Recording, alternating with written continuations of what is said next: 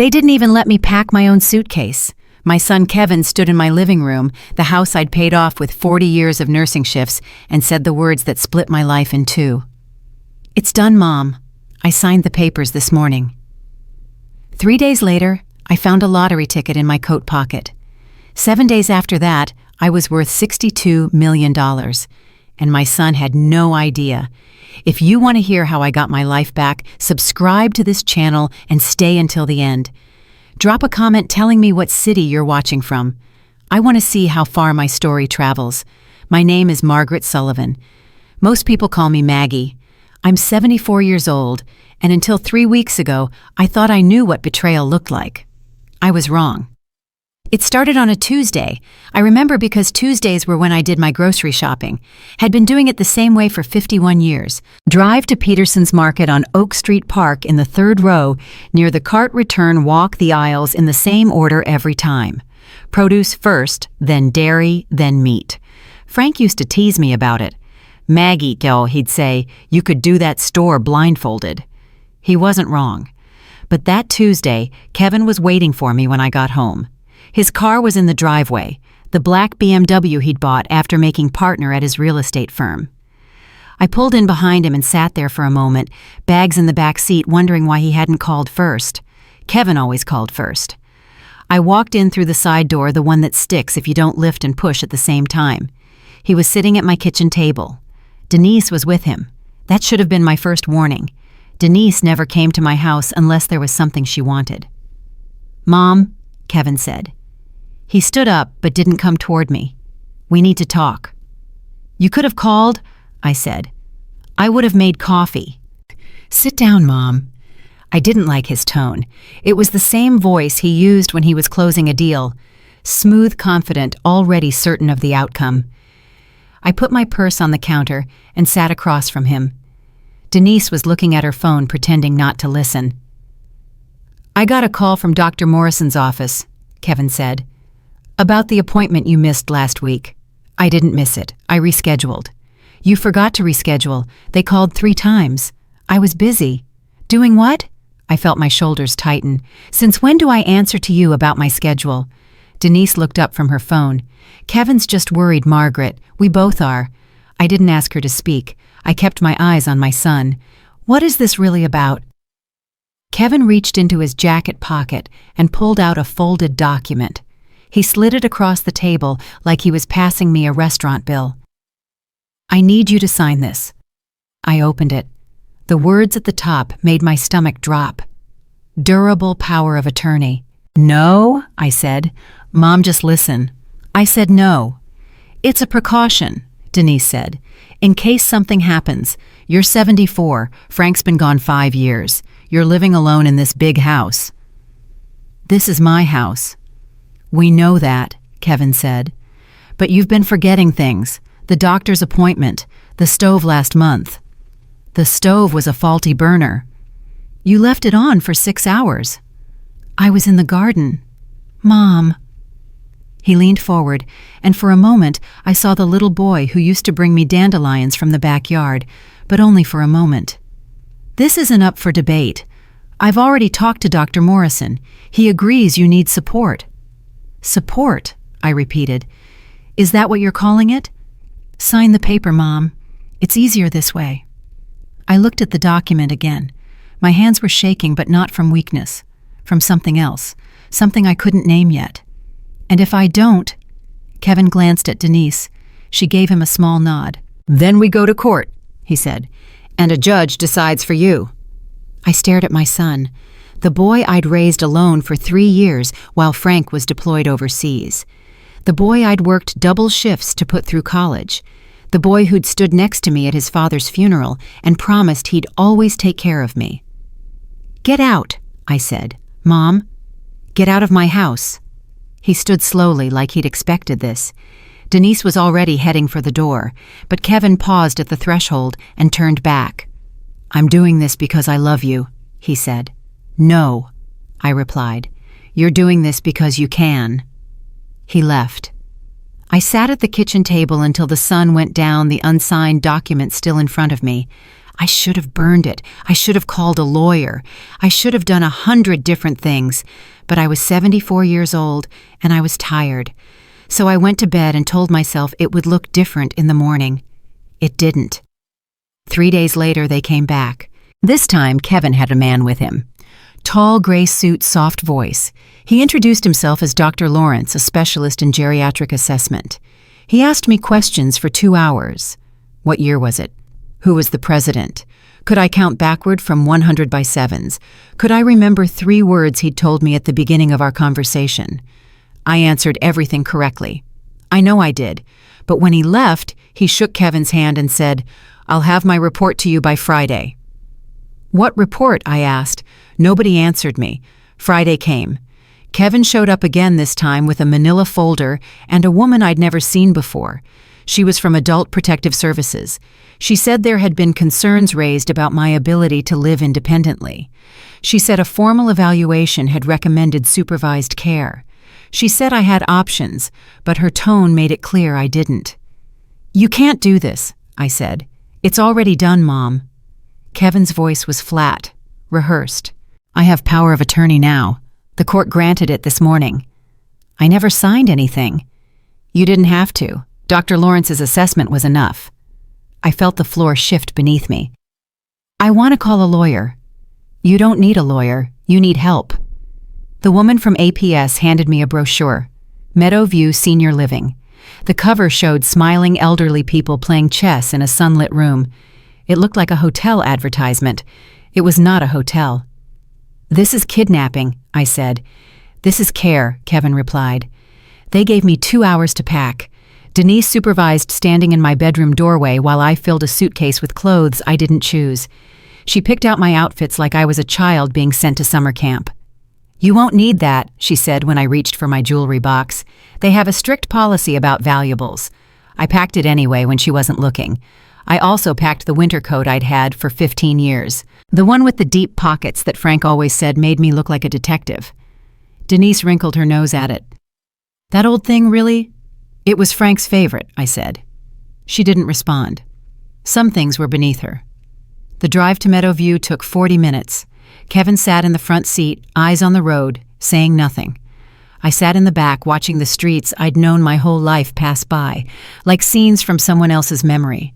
The pharmacy where I'd picked up Frank's prescriptions, the park where Emma had learned to ride a bike, the corner where the old bookstore used to be before they turned it into a juice bar. When we arrived, a woman named Patricia greeted us in the lobby. She had a clipboard and a smile that didn't reach her eyes. "Mrs. Sullivan," she said, "welcome to Meadowview. We're so glad you're here." "I'm not," I said. Kevin touched my arm. "Mom, please." "Don't touch me." He stepped back. For a moment something flickered across his face. Guilt, maybe? Or just inconvenience? I couldn't tell anymore. Patricia led us down a hallway that smelled like cleaning products and something else. Something underneath. Loneliness, maybe? Or resignation. She stopped at a door marked 214 and opened it with a keycard. "This is your room," she said. "Meals are at 7, 12, and 6. Activities are posted in the common area. Let us know if you need anything." I walked inside. The room was small. 1 bed, 1 dresser, 1 window that looked out onto a parking lot. My suitcase was already there, sitting on the bed, like it had been waiting for me. Kevin stood in the doorway. "I'll call you tomorrow," he said. "Will you?" "Mom." "Just go, Kevin. You've done what you came to do." He opened his mouth, then closed it. Then he turned and walked away. I listened to his footsteps fade down the hall. I heard the front door open and close. I heard his car start, then pull away. And then I was alone. That first night, I didn't sleep. I lay in bed, staring at the ceiling, listening to the sounds of the building. Footsteps in the hall, someone coughing 2 doors down, a television playing too loud somewhere, the hum of machines I couldn't identify. Around midnight, I got up and walked to the window. The parking lot was empty except for a few staff cars. Beyond it, the highway stretched into darkness. I pressed my palm against the glass. It was cold. I thought about Frank. About the night we moved into our house on Maple Street 47 years ago. We had nothing but a mattress on the floor and a radio that only picked up 1 station. We danced in the empty living room to a song I can't remember now. He held me close and said, "We're going to grow old here, Maggie, you and me." We did, or at least we started to.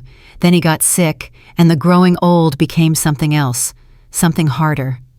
But I never left that house, not when the doctors said he only had months, not when the hospice nurse suggested a facility, not when Kevin offered to move me into his guest room after the funeral.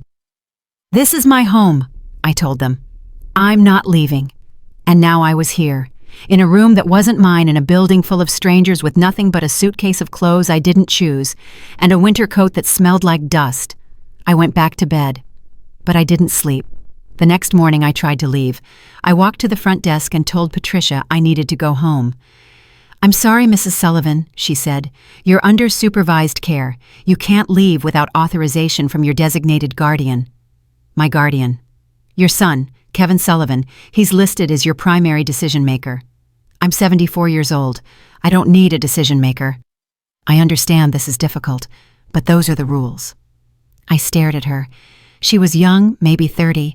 She had no idea what it felt like to have your life folded up and put in someone else's pocket. "Can I at least make a phone call?" I asked. "Of course. There's a phone in the common area. Local calls only." I walked to the common area. It was a large room with plastic chairs and a television mounted to the wall. A few residents were scattered around watching a game show. Nobody looked up when I entered. The phone was on a table near the window. I picked it up and dialed Kevin's number. It rang 4 times, then went to voicemail. "You've reached Kevin Sullivan. Leave a message." I hung up without speaking. I tried again an hour later. Same result. And again after lunch. Same result. By dinner, I understood. He wasn't avoiding my calls. He was ignoring them. I was already gone to him. Already filed away. Problem solved. That night I unpacked my suitcase, not because I was accepting this place, but because I needed something to do with my hands. I hung my clothes in the narrow closet. I put my toiletries in the small bathroom. I set the photo of Frank and me on the windowsill, the one from our trip to Lake Michigan in 1989. And then I saw the coat. It was hanging in the back of the closet, the old winter coat with the deep pockets. I pulled it out and held it for a moment. It still smelled faintly of home, of wood polish and lavender, of the life I used to have. I slipped my hand into the right pocket the way I always did when I was looking for my keys. But there were no keys. Not anymore. Kevin had taken those too. Instead, my fingers touched paper. I pulled it out. It was a lottery ticket, folded once creased from being forgotten. The numbers were printed in black ink. The date was from 6 days ago, the day before Kevin came to tell me my life was over. I turned it over. No markings, no scratches, still valid. I didn't remember buying it, but I must have. I must have stopped at the gas station on my way to Peterson's Market and bought a ticket like I sometimes did when I felt like wasting $2 on a dream. I looked at the numbers. 7, 14, 23, 38, 42. Powerball 15. Something stirred in my chest. Not hope. Not yet. Just curiosity. A small voice asking what if. I tucked the ticket back into my pocket and went to bed. The next morning, I found the newspaper in the common area. Someone had left it on one of the plastic chairs. I flipped to the back to the lottery results. My hands were shaking. I found the drawing from 6 days ago. The numbers were listed in small print at the bottom of the page. 42, Powerball 15. I read them 3 times, then I read them again. All 6 numbers matched. I sat very still. The game show was playing on the television behind me. Someone won a car. The audience cheered. I didn't move. $62 million. That was the jackpot. I remembered seeing the billboard on the highway last week. 62 million. And I had the winning ticket in my coat pocket. I folded the newspaper carefully and put it back on the chair. Then I walked back to my room, closed the door, and locked it. For a long time, I just sat on the bed staring at the wall. My mind was racing, but my body was perfectly still. I thought about Kevin, about the power of attorney, about the fact that he controlled my bank accounts, my property, my decisions. If I claimed this ticket, he would know. He would find out, and he would take it, just like he'd taken everything else, unless I didn't let him. I reached into my pocket and touched the ticket. It was just paper, just ink and numbers on paper. But it felt like something else. It felt like a weapon. I pulled out the photo of Frank from the windowsill and held it in my other hand. He was smiling in the picture. We both were. "What do I do?" I whispered. But I already knew.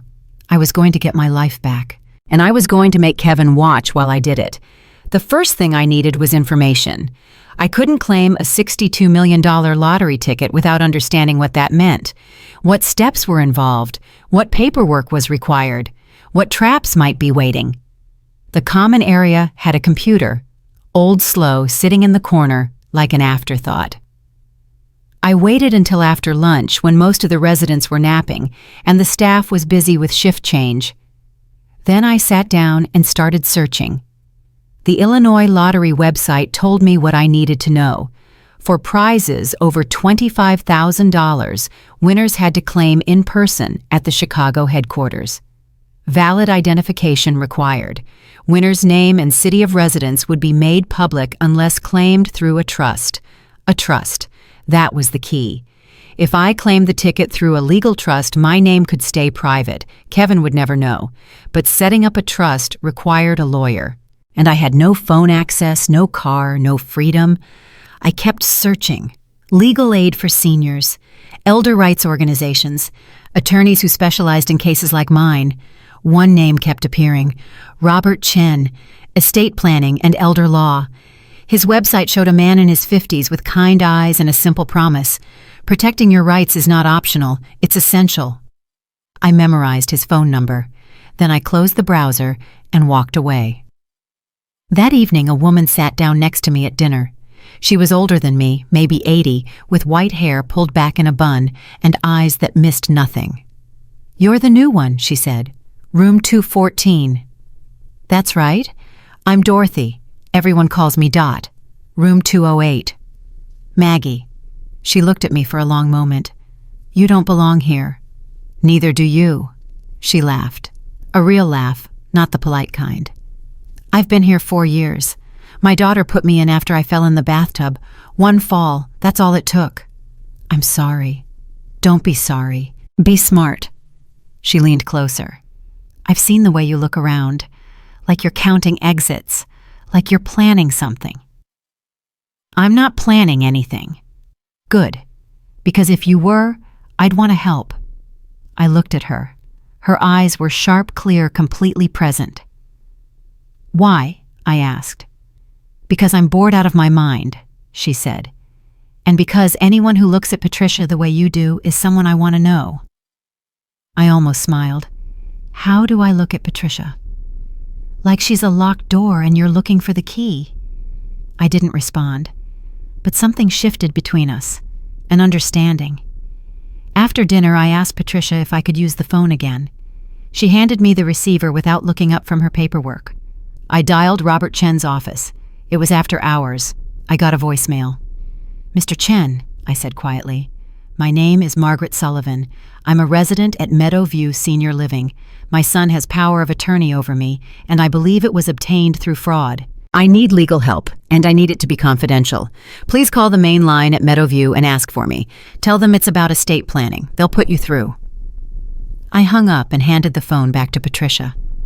"Everything okay?" she asked. "Just checking on some old business," I said. She nodded and went back to her paperwork. She didn't notice my hands trembling. That night, I lay in bed with the lottery ticket pressed against my chest. I thought about all the things money could buy: a new house, a new life, freedom. But more than that, I thought about what it couldn't buy. It couldn't buy back the years Kevin had slowly turned against me. It couldn't buy back the trust I'd placed in my own son. It couldn't buy back the moment I realized the boy I'd raised had become a stranger. But maybe it could buy something else. Justice. I closed my eyes and waited for morning. 3 days passed. I kept my head down, ate my meals, attended the activities Patricia encouraged us to join. Bingo on Monday, craft time on Wednesday, a discussion group that was really just 3 women complaining about their hip replacements. I watched, I listened, I learned. Meadowview had patterns. Staff changed shifts at 7, 3, and 11. The front desk was unmanned for exactly 4 minutes during the 3 o'clock handoff. The delivery entrance in the back was propped open every Tuesday when the food truck came. I filed these things away. I didn't know yet how I'd use them, but knowledge was power, and power was something I desperately needed. On Thursday afternoon, Patricia found me in the common area. "Mrs. Sullivan," she said, "you have a phone call. Someone named Mr. Chen. Says it's about your estate." I kept my face neutral. "Thank you." I walked to the phone. My heart was pounding, but my voice was steady. "This is Margaret Sullivan." "Mrs. Sullivan, this is Robert Chen. I received your message. Thank you for calling back. You said your son obtained power of attorney through fraud. Can you tell me more?" I spoke quietly, one eye on Patricia across the room. I told him about the doctor's assessment, about the court order I never saw, about the way Kevin had moved me into Meadowview without my consent. Robert listened without interrupting. When I finished, he said, "What you're describing is unfortunately common, and it's potentially reversible, but I need to ask you something." "Go ahead." "Is there anything else you haven't told me? Anything that might be relevant to your case?" I paused. The ticket was in my pocket. $62 million in folded paper. "Yes," I said, "but I can't discuss it over the phone." "I understand. Can you meet in person?" "I can't leave the facility." "Then I'll come to you. Is tomorrow afternoon possible?" "Visiting hours are 2 to 4. "I'll be there at 2. I hung up and walked back to my room. For the first time since arriving at Meadowview, I felt something I hadn't felt in weeks. Hope. But hope was dangerous. Hope made you careless. And I couldn't afford to be careless. Not now. Not when everything depended on what happened next. I took out the lottery ticket and looked at it one more time. Then I hid it in the lining of my coat in the small tear near the seam that I'd never gotten around to mending. Some things are worth more than money, but money can buy the weapons you need to fight for those things. Tomorrow, the fight would begin. Robert Chen arrived at exactly 2 o'clock. I watched him from the window of the common area as he parked his car and walked toward the entrance. He moved with purpose, carrying a leather briefcase and wearing a navy suit that looked professional without being flashy. He didn't look around like a tourist. He looked like a man who had been in places like this before and understood what they really were. Patricia intercepted him at the front desk. I couldn't hear what they said, but I saw her expression shift from polite to suspicious. She picked up the phone, presumably to verify something. Robert waited patiently, hands folded in front of him, face neutral. After a moment, Patricia nodded and pointed toward the common area. I was already sitting in the corner near the window where the afternoon light made it harder for anyone to read our faces from across the room. "Mrs. Sullivan?" He extended his hand. His grip was firm but not aggressive. "Thank you for coming." He sat across from me and placed his briefcase on the floor. "I've reviewed what you told me on the phone. I have questions, but first I want you to know something. What your son did may have been legal in the narrowest sense, but it was not ethical. And in my experience, things that aren't ethical rarely stay legal once someone starts digging." "I appreciate that. Now tell me what you couldn't say on the phone." I glanced around the room. 2 residents were watching television. A staff member was refilling the water pitcher near the door. No one was paying attention to us. I leaned forward and lowered my voice. 6 days before my son brought me here, I bought a lottery ticket. I found it in my coat pocket 3 nights ago. I checked the numbers. Robert's expression didn't change, but something in his eyes sharpened. And all 6 numbers match. The jackpot was $62 million. He was silent for a long moment. Then he said, "Where is the ticket now?" "Hidden, somewhere safe." "Does anyone else know?" "No one." He nodded slowly. "You understand what this means. If your son has power of attorney over your financial affairs, any winnings you claim could be subject to his control. That's why I called you. You want to claim the ticket without him knowing." "I want to claim the ticket and use the money to get my life back. My house, my freedom, my name. Robert opened his briefcase and pulled out a legal pad. "We can do this, but it has to be done carefully. The Illinois lottery allows winners to claim through a trust. If we set up the trust correctly, your name never appears on public record. But there are steps." "Tell me." "First, we need to establish that you're mentally competent. I have a colleague, Dr. Amelia Foster, who specializes in independent cognitive assessments. She's not connected to your son or to the physician who filed the original report. If she evaluates you and finds no impairment, that's our foundation. And then we file a motion to revoke the power of attorney. We argue that it was obtained through a flawed process. The assessment your son used was conducted by someone he hired, not an independent party. That's a conflict of interest. Combined with Dr. Foster's evaluation, we have grounds to challenge." "How long will that take?" "Weeks, maybe a month. Courts don't move fast." "I don't have a month. Kevin is already trying to sell my house." Robert looked at me carefully. "How do you know that?" "My granddaughter told me. He's been showing it to buyers. He told her the market is hot." "Then we need to move faster." He wrote something on his pad. "I can file an emergency injunction to freeze the property. It won't stop him permanently, but it will buy us time." "What do you need from me?" "Your signature on a few documents, and the lottery ticket. I'll need to verify it's legitimate before we proceed." I hesitated. The ticket was the only leverage I had. Giving it to someone else, even someone who seemed trustworthy, felt like handing over my last weapon. Robert seemed to sense my hesitation. "I understand your concern, but I can't help you claim $62 million if I don't know the ticket is real, and once I verify it, I'll return it to you immediately. You'll be the one who physically submits it to the Lottery Commission. I'll just handle the legal structure around it." I studied his face. He didn't look away. He didn't try to reassure me with empty promises. He just waited. "All right," I said finally, "but not here. Too many eyes." "When and where?" "There's a back garden. Staff uses it for smoke breaks, but it's empty between 3 and 4. Meet me there in an hour." He nodded and stood. "One more thing, Mrs. Sullivan. Do you have anyone you trust in this place? Anyone who might be able to help if things get complicated?" I thought of Dot, her sharp eyes, her offer to help. "Maybe," I said. "I'm working on it." Robert left through the front entrance. Patricia watched him go, then looked at me. I smiled and picked up a magazine from the table. Nothing to see here, just an old woman reading about gardening. At 3:15, I walked to the back garden. It was a small concrete patio with a few metal chairs and a dying plant in a cracked pot. The afternoon sun was weak, filtering through clouds. I pulled my coat tighter and waited. Robert appeared a few minutes later, coming through the side door that led from the kitchen. He had his briefcase with him. "This is private," he asked. "As private as it gets." I reached into my coat and retrieved the ticket from its hiding place in the torn lining. I handed it to him without ceremony. He examined it carefully, turning it over, checking the numbers, the date, the barcode. "It looks authentic," he said. "I'll need to verify it with the Lottery Commission, but I can do that discreetly. A colleague of mine has contacts there. How long? 24 hours, maybe less. And the other documents." He opened his briefcase and handed me a folder. "These are the initial filings.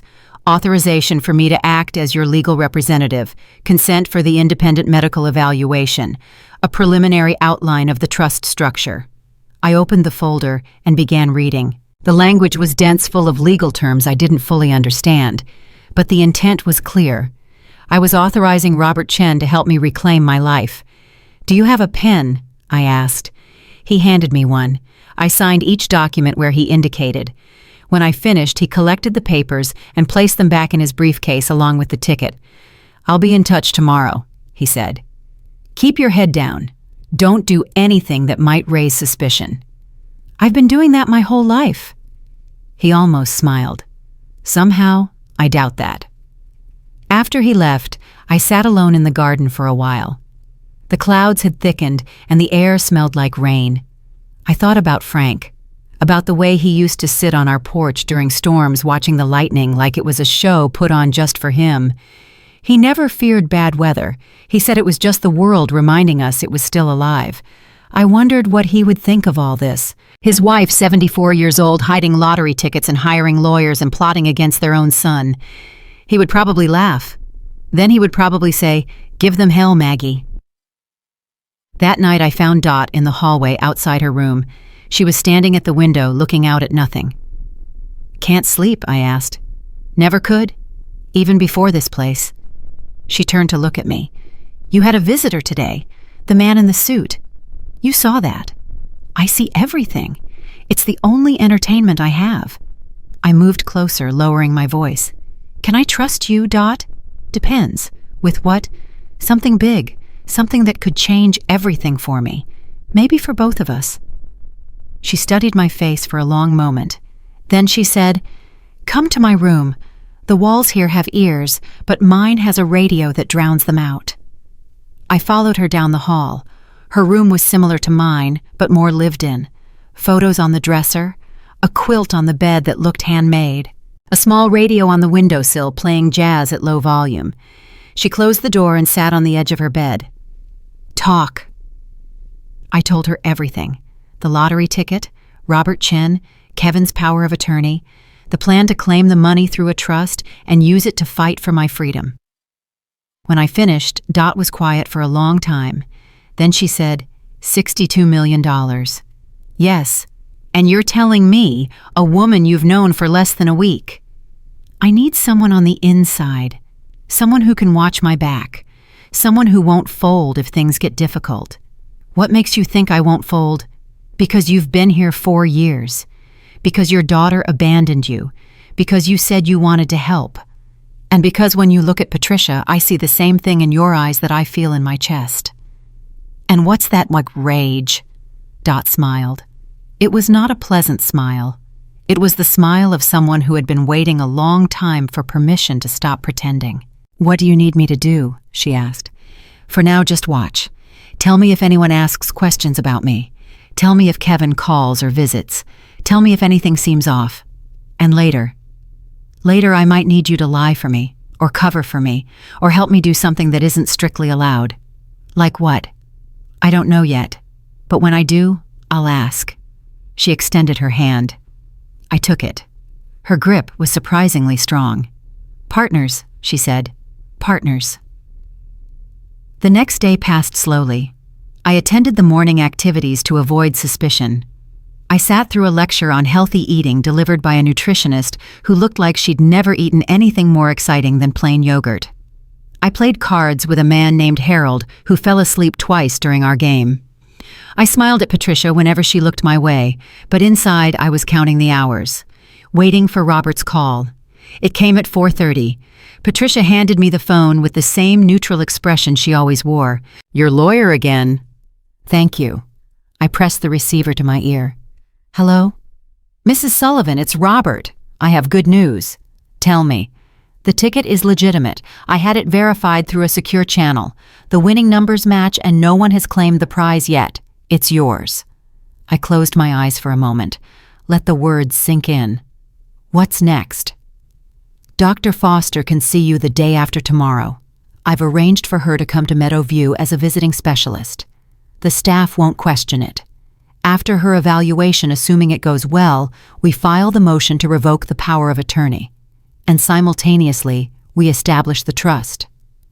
"How long before I can claim the money?" "If everything goes smoothly, 2 weeks, maybe less." 2 weeks, 14 days. I could survive that. I had survived worse. "There's something else," Robert said. "I did some digging on your son. His real estate firm is in trouble. They overextended on a development project in the suburbs.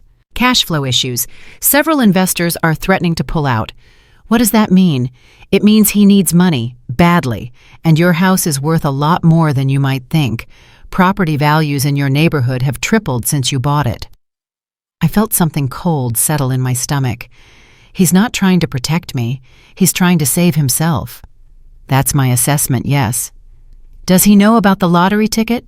"There's no way he could, unless you told someone else." "I didn't."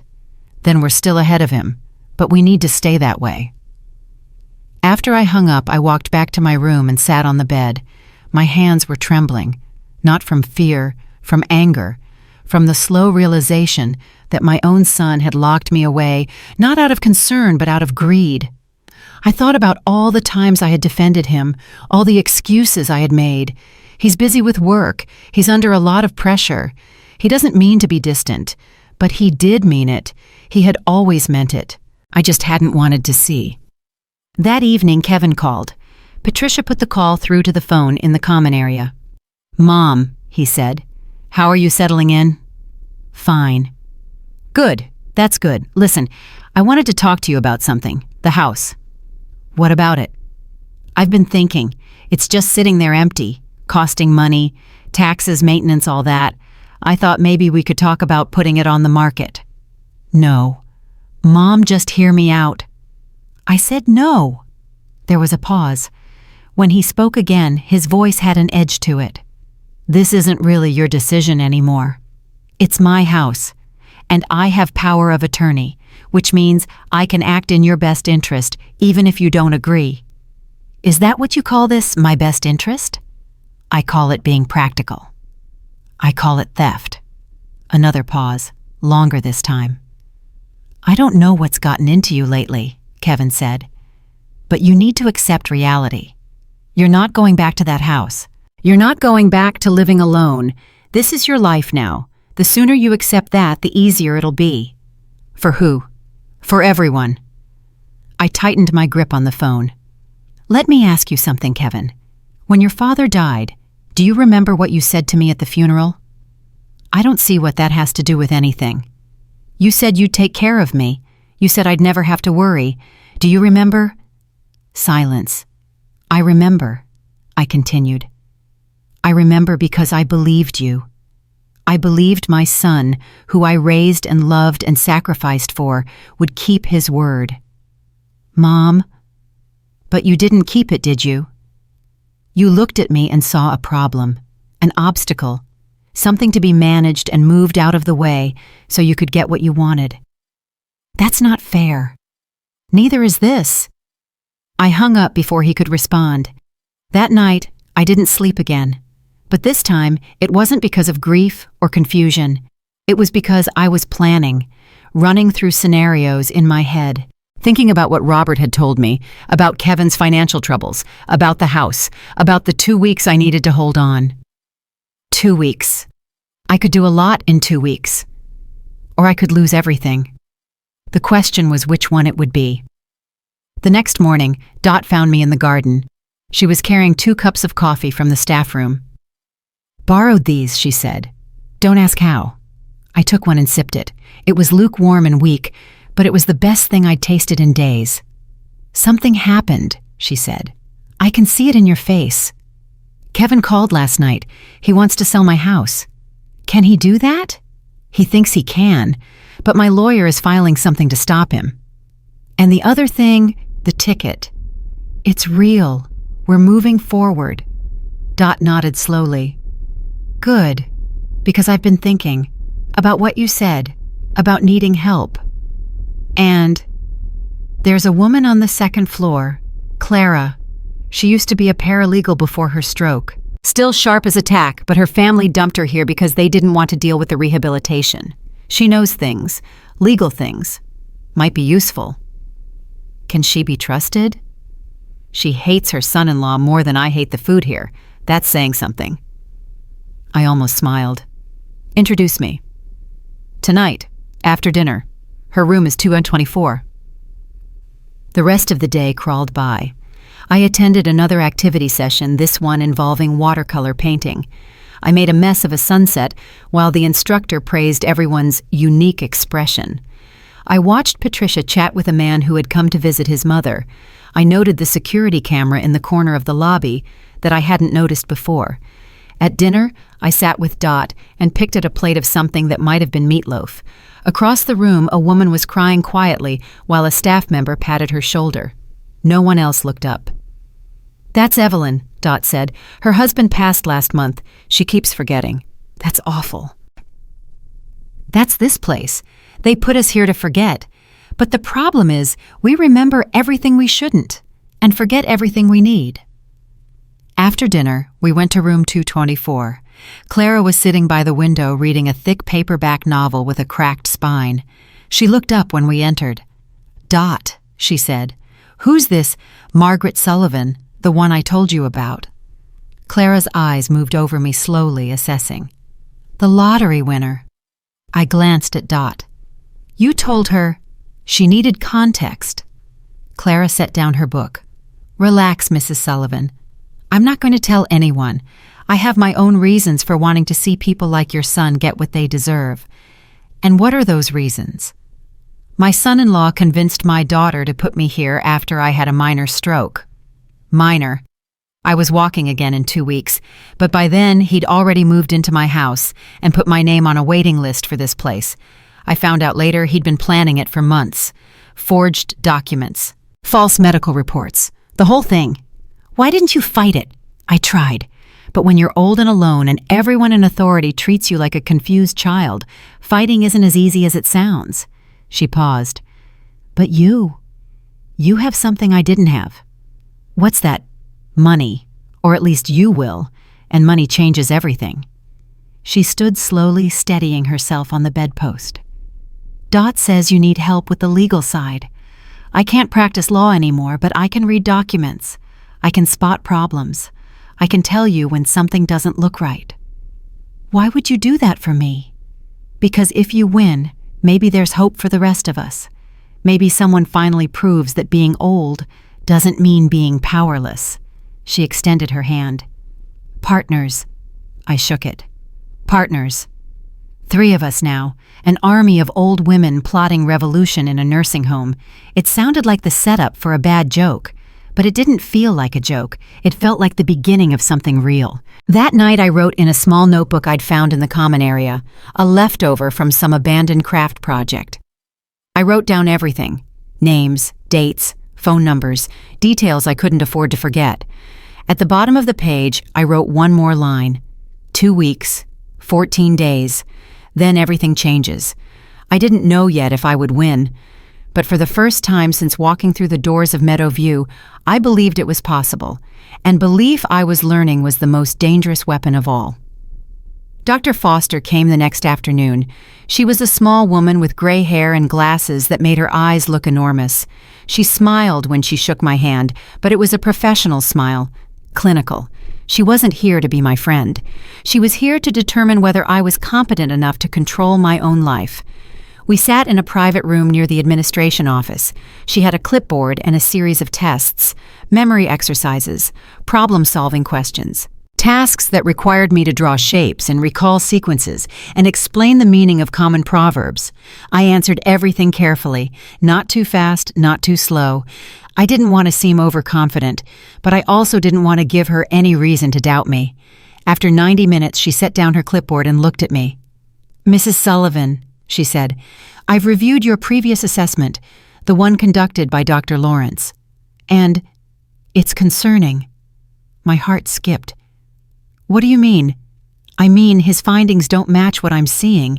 His report suggests significant cognitive decline, memory impairment, confusion, disorientation." She paused. "I'm not seeing any of that, because it's not there. That's what I'm concluding." She removed her glasses and cleaned them on her sleeve. "In my professional opinion, you are fully competent. There is no medical basis for the level of intervention that's been imposed on you." I let out a breath I hadn't realized I was holding. "I'll have my report to Mr. Chen by tomorrow morning," she continued.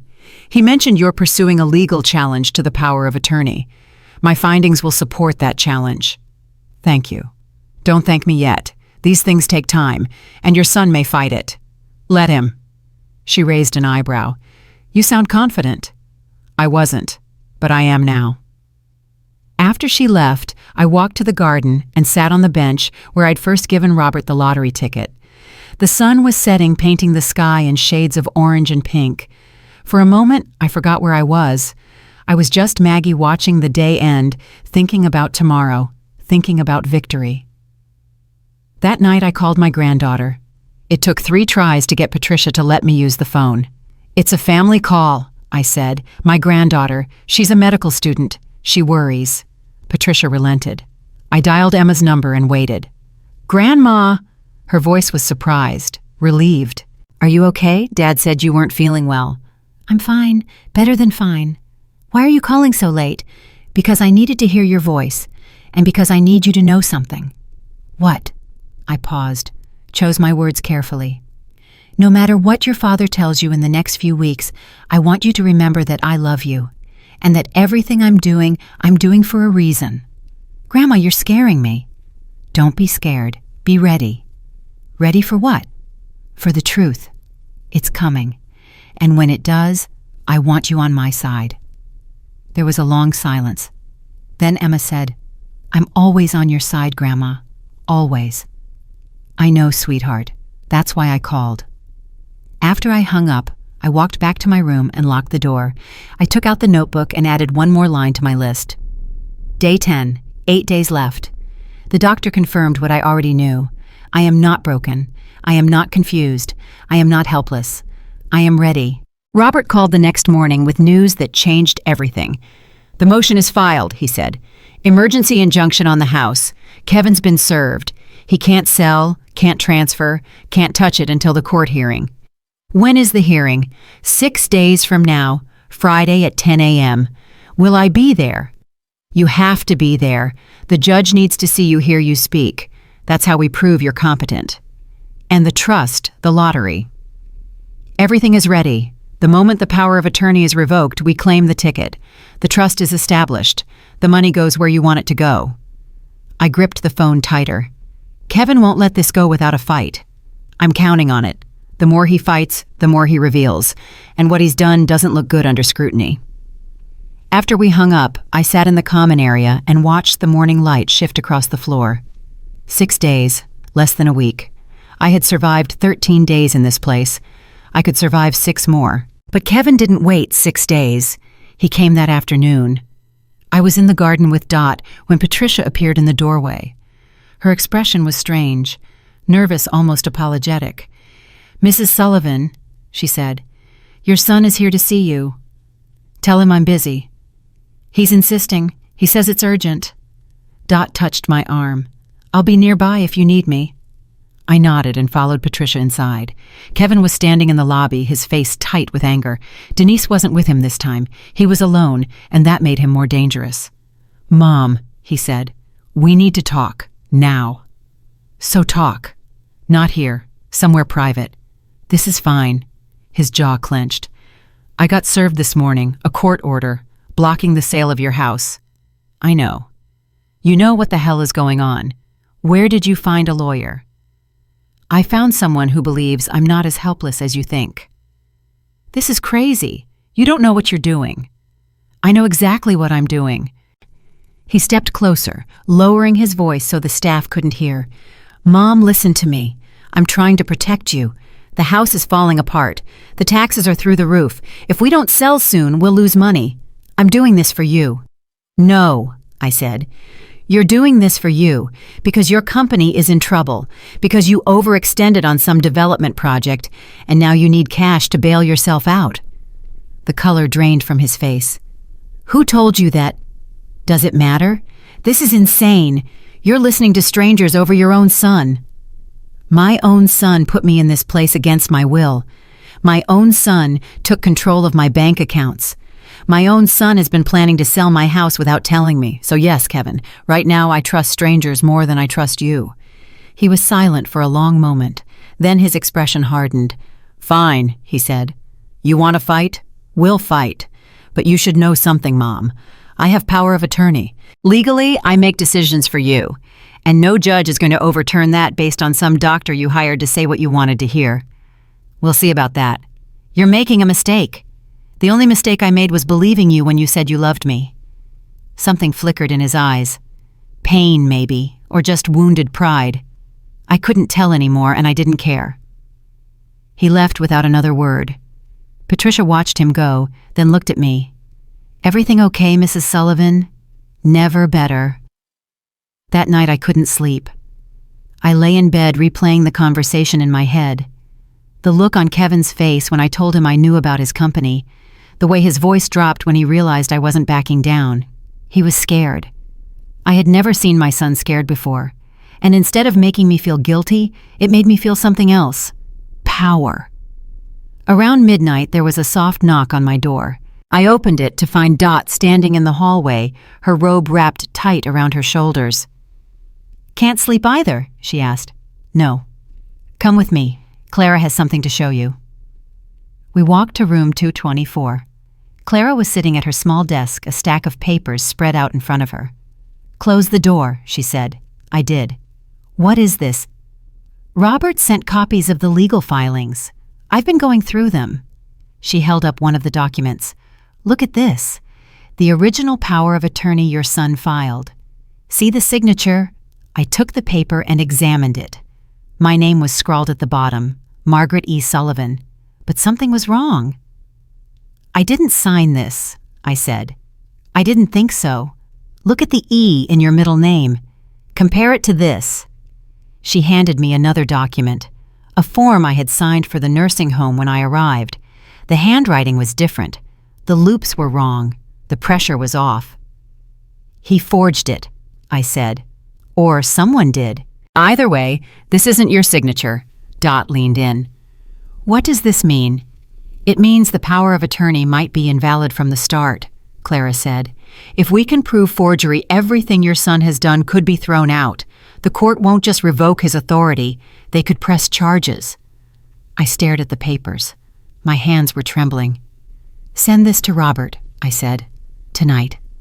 "Already done. He's comparing the signatures with a forensic analyst first thing tomorrow." I sat down on the edge of Clara's bed. The weight of it was hitting me. Not just the money, not just the house.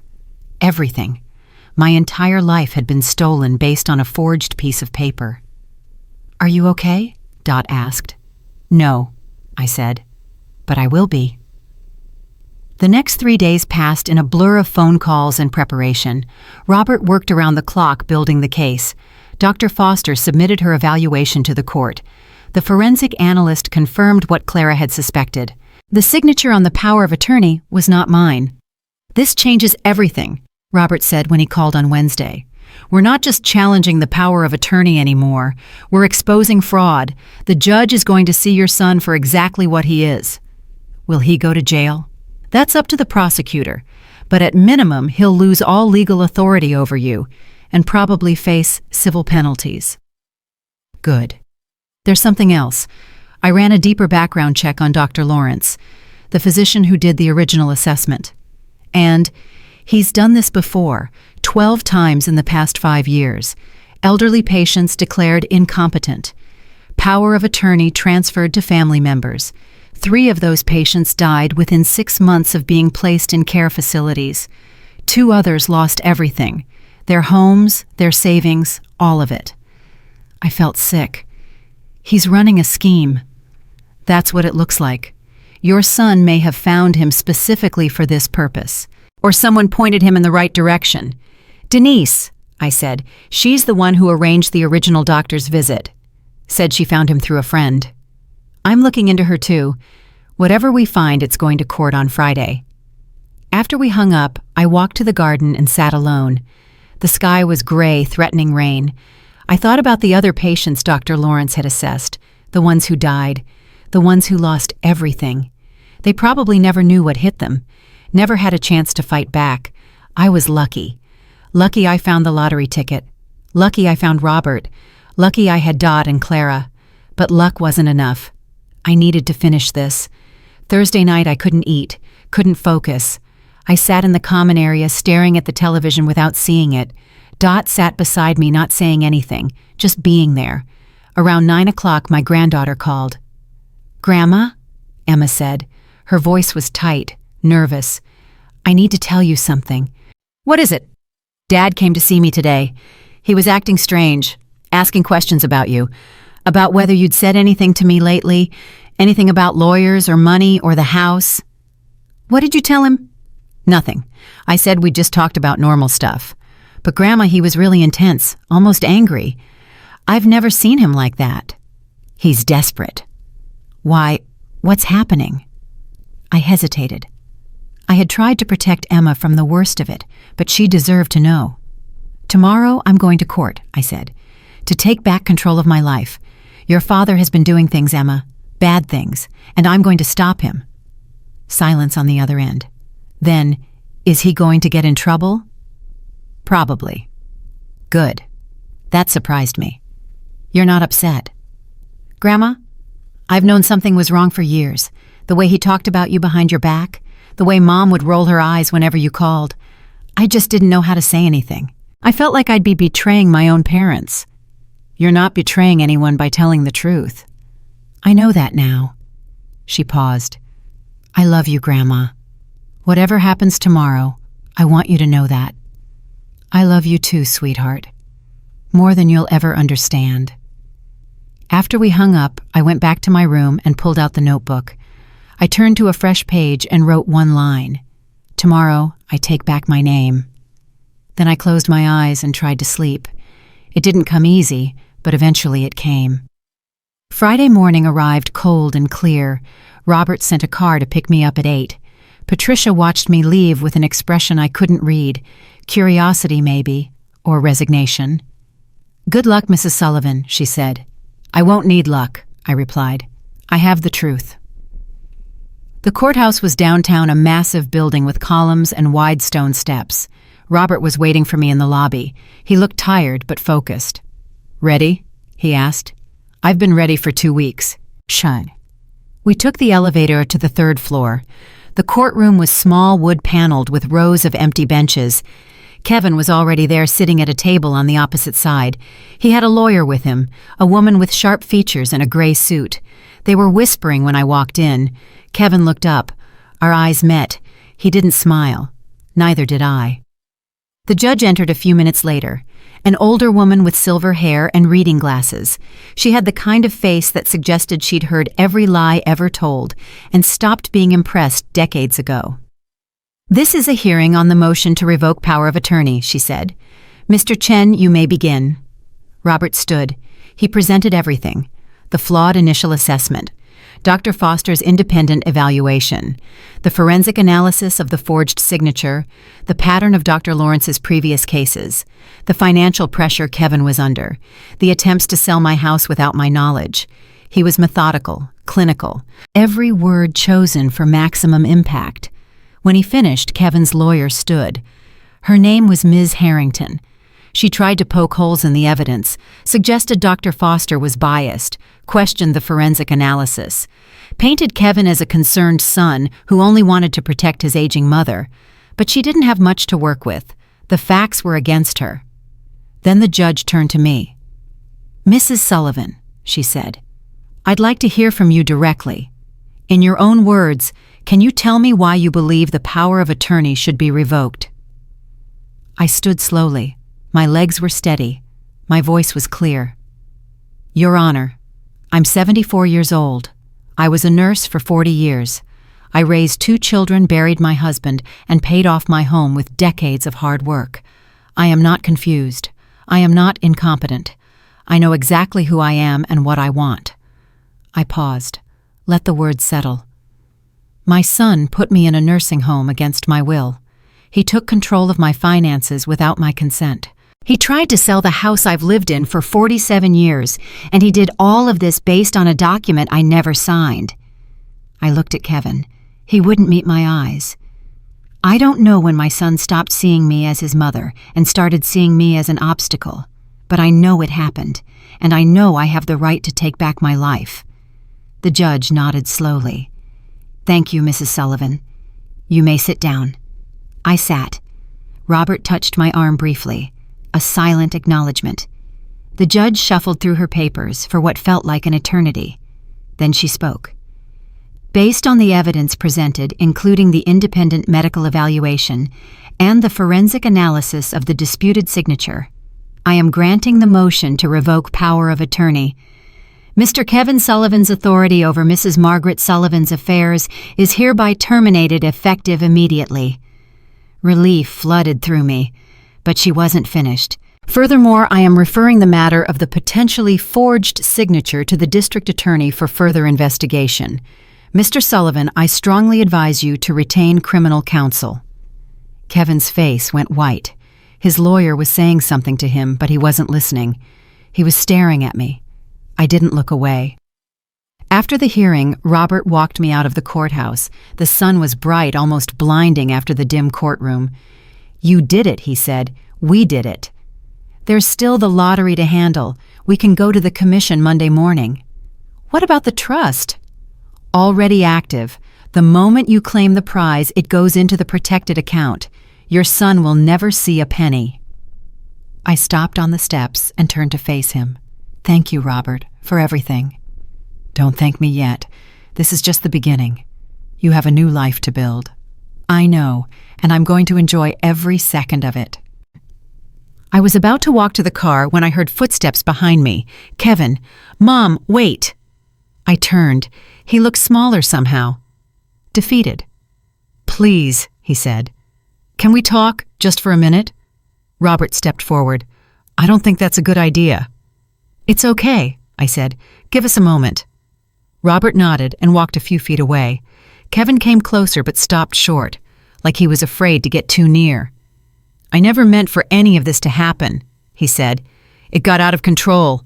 The business, the money, everything. I made bad decisions." "Yes, you did." "I was desperate, Mom. I thought if I could just get some capital, I could fix everything. And the house was just sitting there, and I thought you wouldn't even notice, and You thought I wouldn't notice you stealing my life." He flinched. "I wasn't stealing. I was borrowing.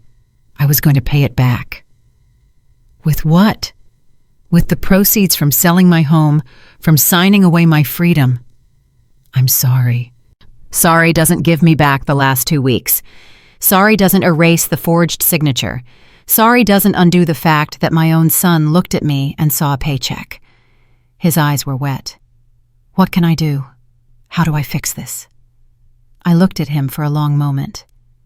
This man who had once been a little boy, who brought me flowers from the garden, who had cried when he scraped his knee, who had held my hand at his father's grave.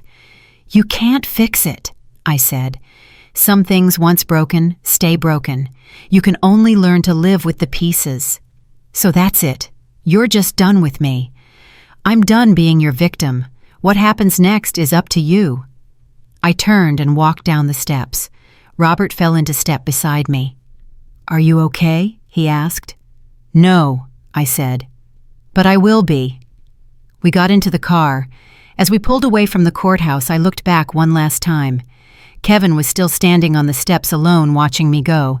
I didn't wave. I just turned around and faced forward, toward the future, toward freedom, toward whatever came next. That night I called Emma. "It's over," I said. "I won." She was crying. Happy tears, she said. "I'm so proud of you, Grandma." "I'm proud of me too." What happens now? Now I start living again, really living, and I want you to be part of it. I'd like that. "There's something I need to tell you," I said. "Something I've been keeping secret. It's going to change everything." "What is it?" I smiled. For the first time in weeks, it felt genuine. "You'll find out Monday. Just trust me." After we hung up, I sat by the window and watched the stars appear one by one. Somewhere out there, Kevin was probably talking to lawyers about criminal charges. Denise was probably planning how to distance herself. Dr. Lawrence was probably wondering who else was going to come forward. But I didn't think about them. Not tonight. Tonight I thought about Frank, about the life we'd built together, about all the years I'd spent being careful, being quiet, being small. I wasn't going to be small anymore. Monday morning, I would walk into the lottery commission and claim $62 million. I would set up Emma's trust. I would buy back my house. I would start over. But tonight, I was just Maggie Sullivan, 74 years old, sitting by a window, watching the stars, and finally feeling free. Monday came faster than I expected. I woke before dawn lying in the narrow bed at Meadowview for what I knew would be the last time. The room that had felt like a prison for 3 weeks now felt like a way station, a place I was passing through, not a place I would stay. Robert picked me up at 9. He was wearing his best suit, the navy one he'd worn to court. He carried a leather folder with all the documents we needed. The trust agreement, my identification, the lottery ticket itself sealed in a protective sleeve. "How do you feel?" he asked as we drove downtown. Like I'm dreaming, and I'm afraid to wake up. It's not a dream. In a few hours, you'll be one of the wealthiest women in Illinois. I don't care about being wealthy. I care about being free. He glanced at me. You already are. The Illinois Lottery headquarters was a glass and steel building near the river. We parked in a visitor's lot and walked to the entrance. My legs felt unsteady, but I kept moving, one foot in front of the other. That's how you get through anything. Inside, a security guard checked our identification and directed us to the third floor. A woman named Janet met us in the lobby. She was middle-aged professional with a practiced smile that suggested she'd done this before. "Mrs. Sullivan," she said, "congratulations. We've been expecting you." "Thank you. If you'll follow me, we have some paperwork to complete. Then we'll verify the ticket and process your claim." We followed her down a long hallway to a conference room. The table was covered with documents, legal forms, tax disclosures, publicity releases, banking information. Janet walked us through each one. "As you requested, the prize will be claimed through your trust," she said. "Your name will not appear on any public records. All media inquiries will be directed to your legal representative." "That's correct," Robert said. "And you've elected the lump sum option rather than the annuity."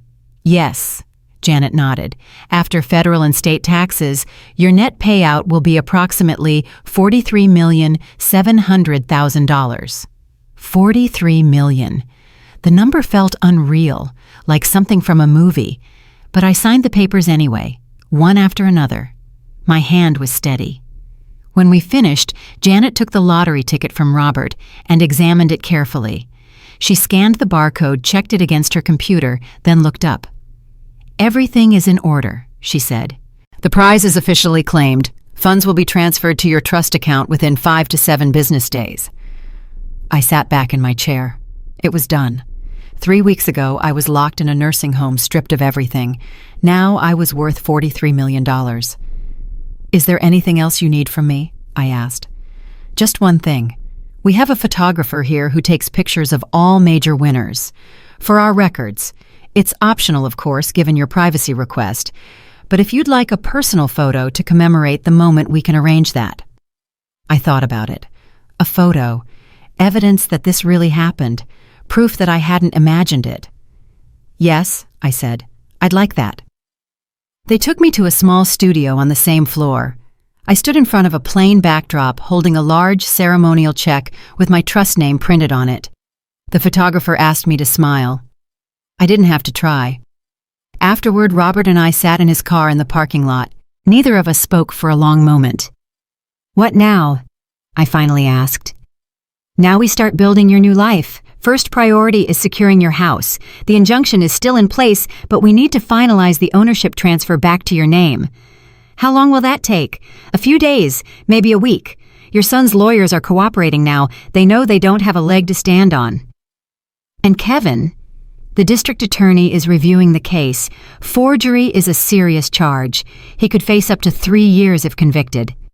I nodded slowly. I wasn't sure how I felt about that. Part of me wanted him punished. Part of me just wanted it to be over. "What about Emma?" I asked. "Her trust, already established. $10 million in a protected account. She can access education and housing funds immediately. The rest becomes available when she turns 30, as you specified." "She doesn't know yet." "No. You said you wanted to tell her yourself." I looked out the window. The city was moving around us, cars and pedestrians and life happening in every direction. I had spent so long watching the world from behind locked doors.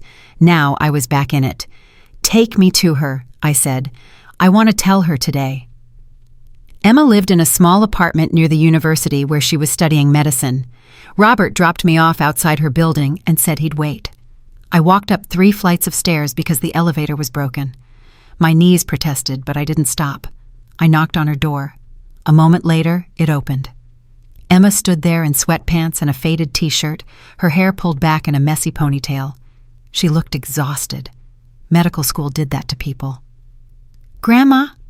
Her eyes went wide. "What are you doing here? Are you okay?" "I'm better than okay. Can I come in?" Of course, of course." She stepped aside and I walked into her apartment. It was tiny.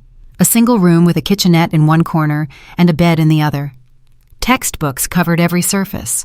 The walls were bare, except for a photo of me and Frank, the same one I'd kept by my bed at Meadow View.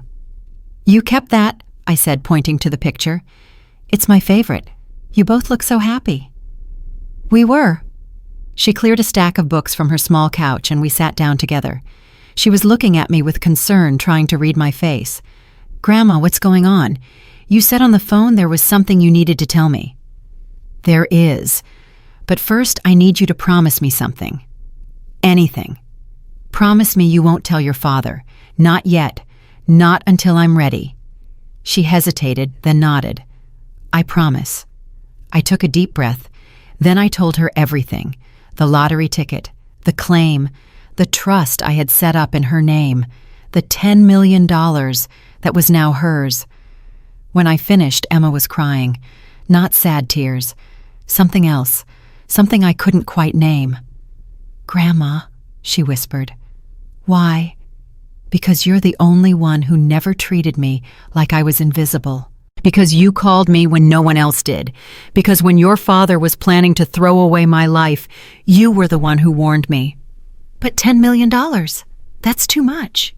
"There's no such thing as too much when it comes to people you love." She was quiet for a long moment.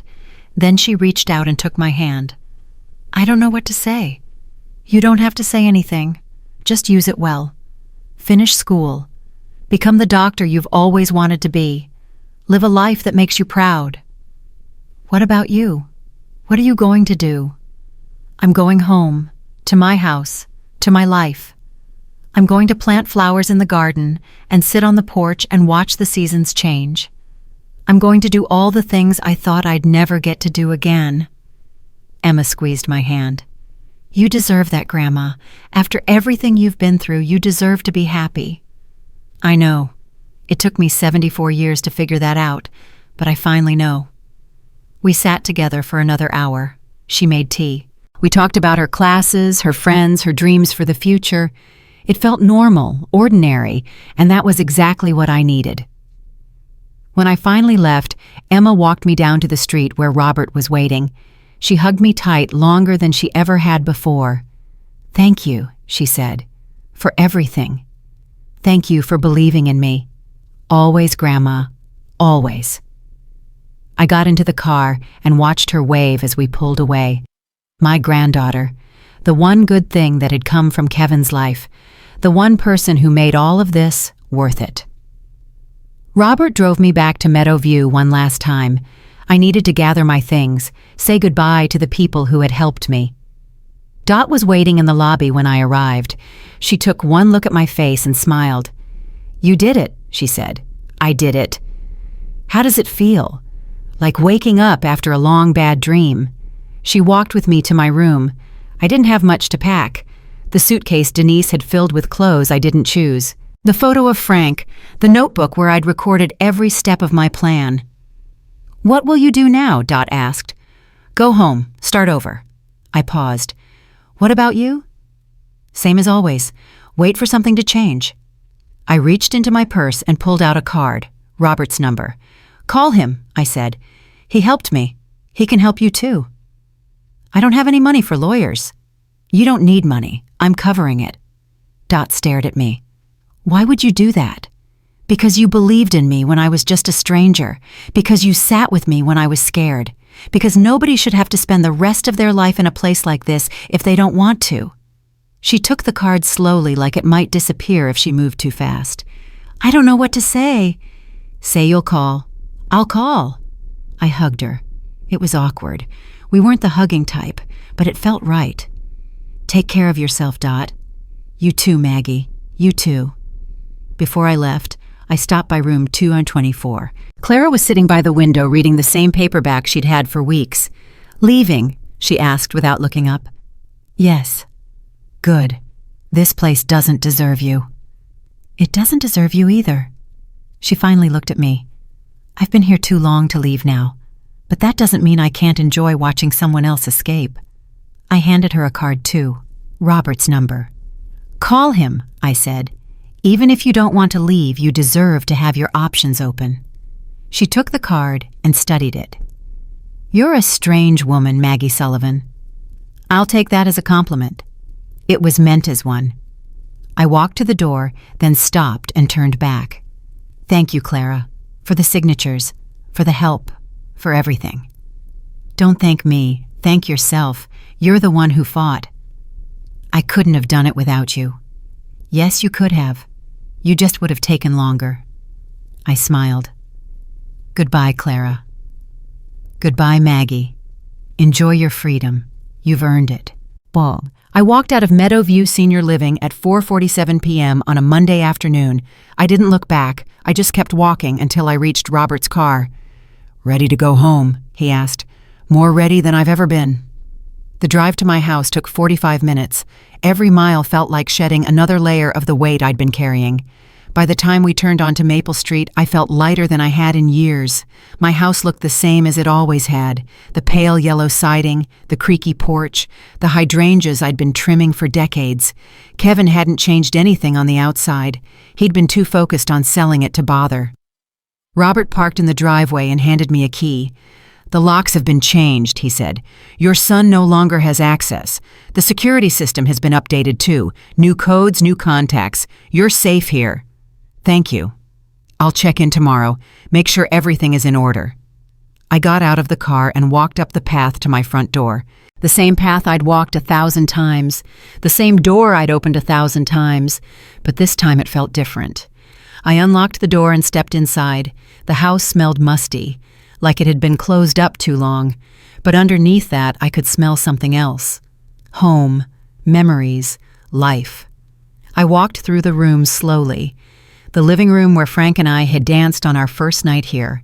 The kitchen where I'd made 1,000 meals. The bedroom where we'd slept for 47 years. The spot near the stairs where my hip used to crack when I walked down. Everything was the same, and everything was different.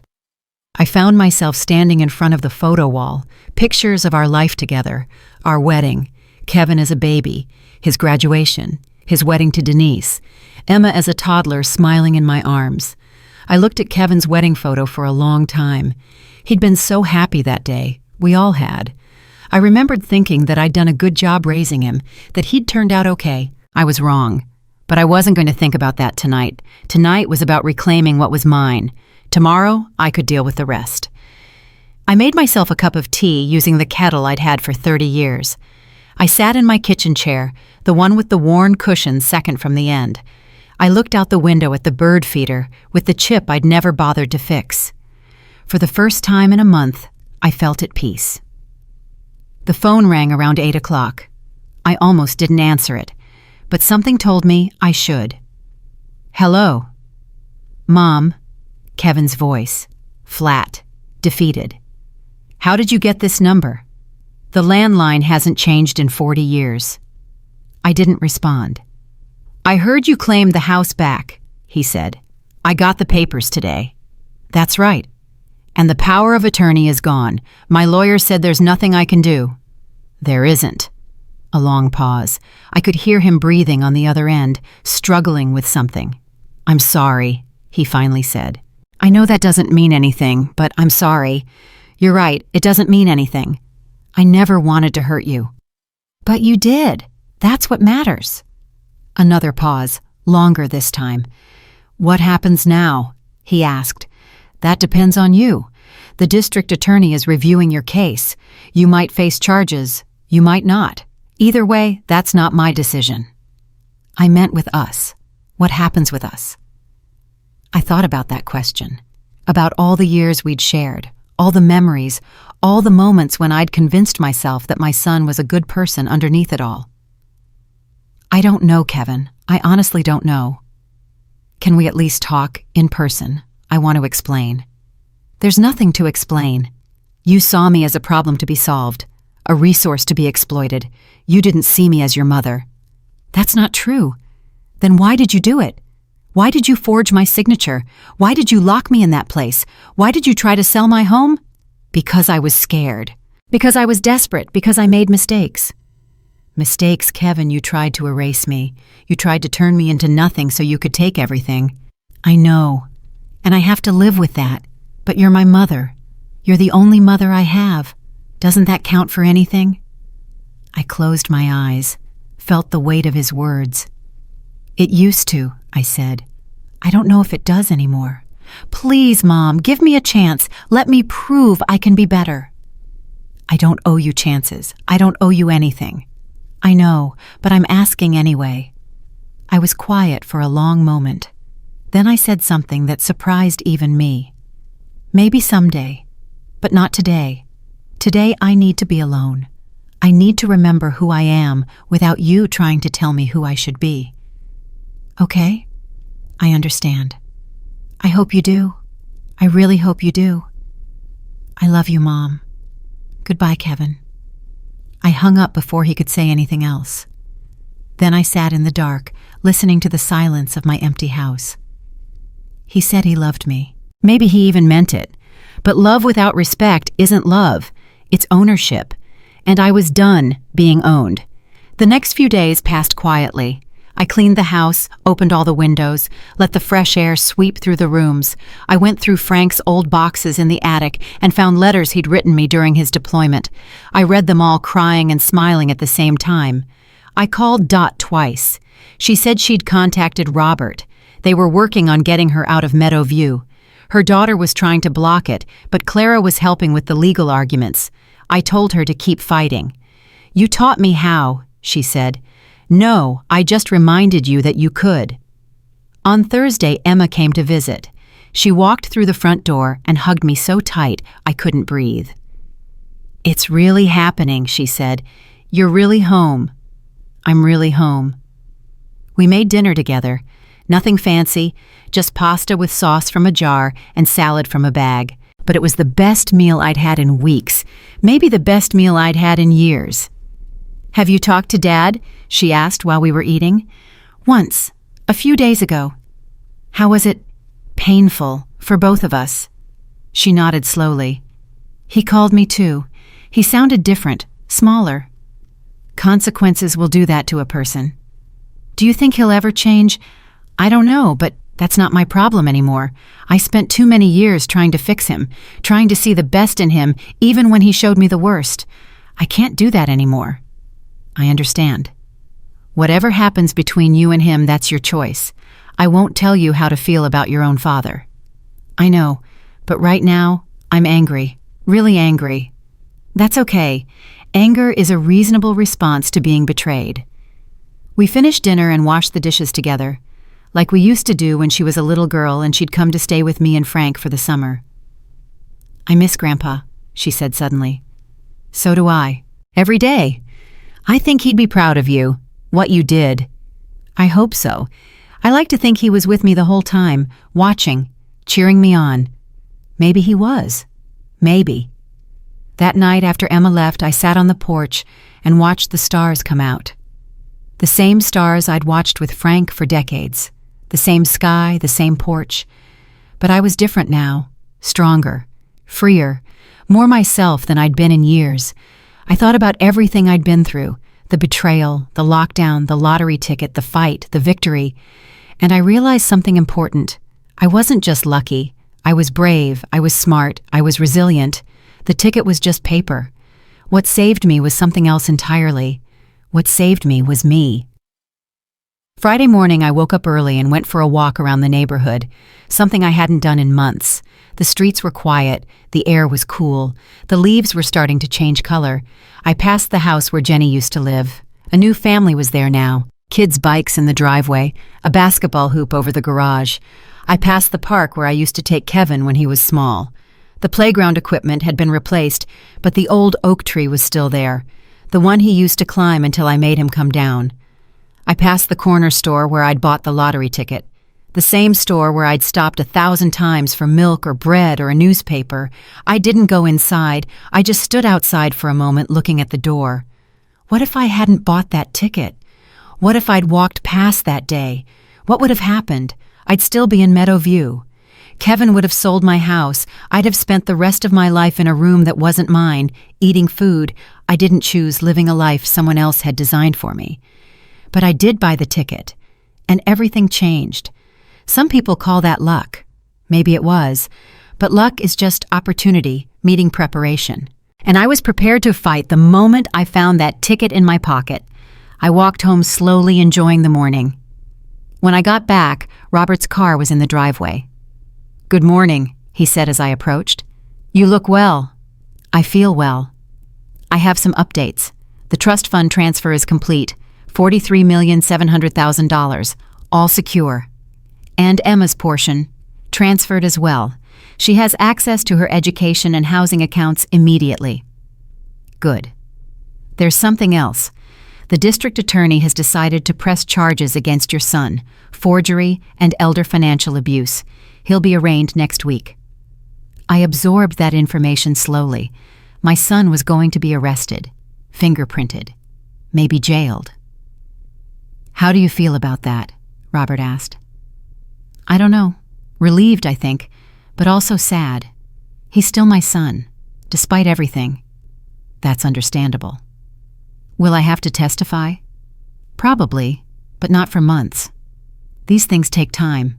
"I can handle it. I've handled worse." Robert handed me an envelope. "One more thing. This is for you." I opened it. Inside was a check. $25,000. "What is this?" "A refund. I overestimated the legal fees. This is what's left. Keep it. Use it to help Dot, or Clara, or someone else who needs it." He smiled. "I was hoping you'd say that." We shook hands. Then he got in his car and drove away. I stood in my driveway for a long moment, looking at my house, my home, the place I'd thought I'd lost forever. I wasn't lost anymore. I was found, and I was never going to let anyone take that away from me again. 3 months passed. The seasons shifted from fall to winter, and my house filled with warmth again. Not the kind that comes from heating vents, but the kind that comes from living, really living, for the first time in years.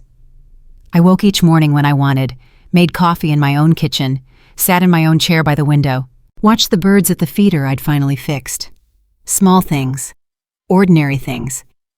But to me, they felt like miracles. The money changed some things, of course. I hired a company to repair the roof that had been leaking for years. I bought a new car, nothing flashy, just reliable. I set up a fund for Meadowview residents who wanted legal help getting out. Robert called it the Sullivan Freedom Fund. I called it Justice. Dot was the first one it helped. Her case went to court in November, and the judge ruled in her favor. Her daughter tried to fight it, but Clara's research had uncovered financial irregularities. Money that should have gone to Dot's care had been redirected elsewhere. The daughter backed down when she realized she might face charges of her own. I was there when Dot walked out of Meadowview for the last time. She was carrying a single suitcase, the same one she'd arrived with 4 years earlier. She stopped at the front door and turned to look back. "I never thought I'd see this day," she said. "Neither did I when I was in there, but here we are." "Where do I go now?" "Anywhere you want." She thought about that for a moment. Then she smiled. "I always wanted to see the ocean." "Then let's go see the ocean." I drove her to Lake Michigan that afternoon. Not the real ocean, but close enough. We sat on a bench near the water and watched the waves roll in. Neither of us spoke for a long time. We didn't need to. "Thank you," she finally said, "for everything. You don't need to thank me. You helped me first." I didn't do much, just watched, listened. That's everything, Dot.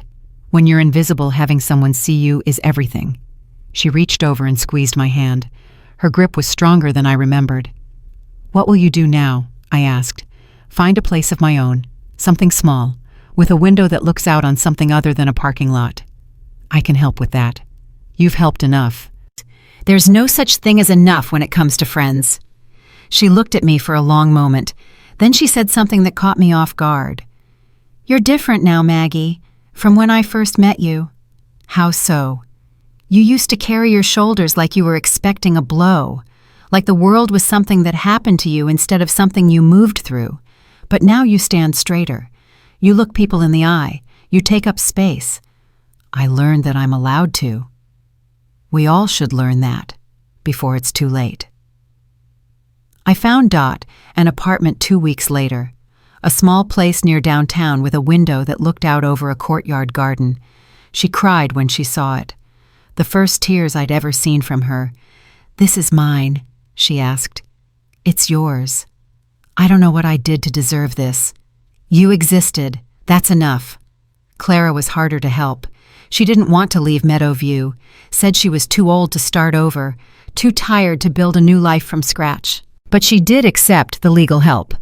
Robert found errors in the documents her son-in-law had filed, technical violations that invalidated his control over her finances. She got her money back, not all of it, but enough. "What will you do with it?" I asked her during one of my visits. "Donate most of it, to the library. They always need more books. And the rest, keep it, for emergencies, for when the unexpected happens." The unexpected already happened. That's what everyone thinks. Then it happens again. I couldn't argue with that. Kevin's arraignment came in early December. I wasn't there. I couldn't be. But Emma told me about it afterward. She'd gone to support him despite everything. She said he looked older, grayer, like the weight of what he'd done had finally settled onto his shoulders. He pleaded guilty to reduced charges, forgery and attempted elder financial abuse. The prosecutor offered a deal in exchange for cooperation, information about Dr. Tut, Lawrence, and the network of people who had been running similar schemes across the state. Kevin took the deal. He was sentenced to 2 years of probation, community service, and mandatory counseling. No jail time. Part of me was relieved. Part of me wasn't sure how to feel. "He asked about you," Emma said when she called that evening. "What did he say?"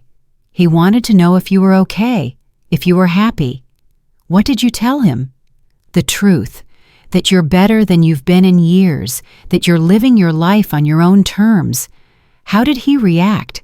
He cried, right there in the courtroom. I've never seen my father cry before. I didn't respond. I just listened to my granddaughter breathe on the other end of the line. "Do you think you'll ever forgive him?" she asked. "I don't know, Emma. Forgiveness isn't something you can force. It either comes or it doesn't. I'm trying to forgive him. It's hard. It should be hard. What he did wasn't small. I know. But he's still my father. I can't just erase that." "You don't have to erase it. You just have to decide what it means going forward." "What did you decide?" I thought about that question, about all the nights I'd spent turning it over in my mind, about the anger that still flared sometimes when I wasn't expecting it, about the sadness that came in waves. I decided that I'm not going to let what he did define me. I'm not going to spend the rest of my life being bitter or vengeful or consumed by what happened, but I'm also not going to pretend it didn't happen. He made choices. Those choices had consequences, and I had to protect myself. That sounds healthy. It took a long time to get there. How long? About 74 years. She laughed, a real laugh, the kind that made me remember why I'd fought so hard to stay connected to her. "I love you, Grandma." "I love you too, sweetheart. More than you'll ever know." Christmas came quietly that year. I'd never been one for big celebrations, and this year felt different anyway. Like I was still adjusting to my new life, still learning how to be myself again. Emma came to visit on Christmas Eve. She arrived with shopping bags full of groceries and announced that she was making dinner.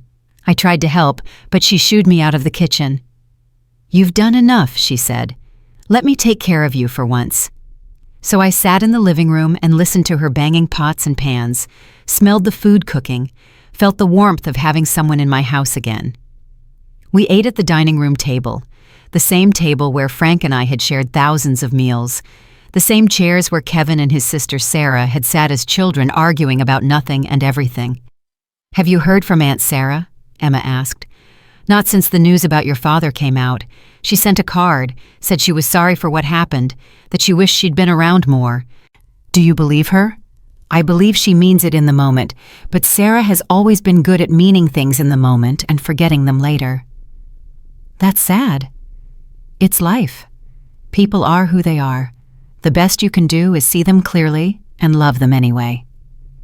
After dinner, we exchanged gifts. I gave Emma a watch that had belonged to my grandmother. She gave me a framed photo of the three of us, me, Frank, and her as a baby, taken the day she came home from the hospital. "Where did you find this?" I asked. "In one of the boxes you kept in the attic. I hope you don't mind. I made a copy." "I don't mind. I love it." I held the photo for a long time, looking at Frank's face. He was smiling so wide you could see all his teeth. He'd been so happy that day, so proud to be a grandfather. "I wish he was here," Emma said softly. "He is, in his own way." "Do you really believe that I have to? It's the only thing that makes the missing him bearable." We sat together until late, talking about everything and nothing. Medical school and her future, and what she wanted to do with her life. The money I'd given her and how it had changed her plans. The guilt she felt about having so much when so many had so little. "Don't feel guilty," I told her.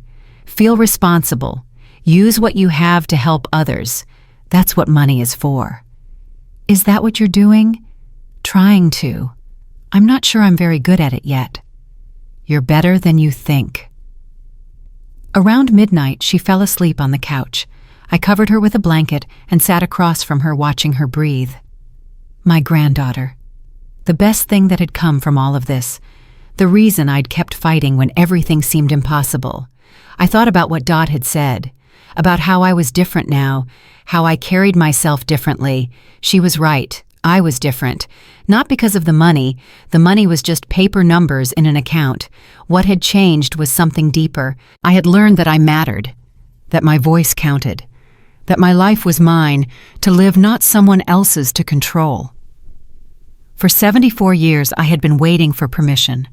Permission to speak, permission to take up space, permission to exist on my own terms. I wasn't waiting anymore. New Year's Eve came a week later. I spent it alone by choice. Emma had offered to come over, but I told her to be with her friends, to celebrate the way young people should celebrate. I sat on my porch as midnight approached. The sky was clear and cold. I could hear fireworks in the distance, see flashes of color over the rooftops.